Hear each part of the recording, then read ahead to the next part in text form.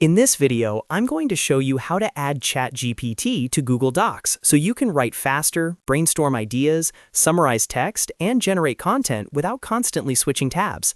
This is a really useful setup if you use Google Docs for school, work, or content creation and want AI assistance right inside your document workflow. If you find this tutorial helpful, make sure to hit like and subscribe for more simple step-by-step tech guides. Now, let's get started. First, open Google Docs and go to a blank or untitled document. You can use an existing document too, but for this tutorial, I'm starting from a fresh one so it's easy to follow along. Once your document is open, look at the top menu bar and click on Extensions. This is where Google Docs keeps all of its extra tools, add-ons, and integrations. From the Extensions menu, click on Add-Ons.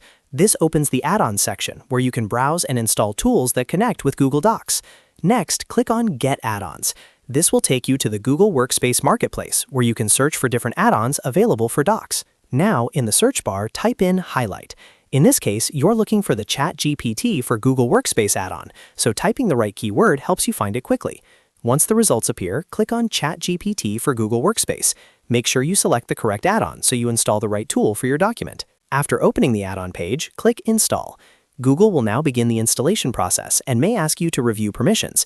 This is completely normal because the add-on needs access in order to work inside Google Docs. Click Continue when prompted. You may see another permission screen asking you to confirm the Google account you want to use.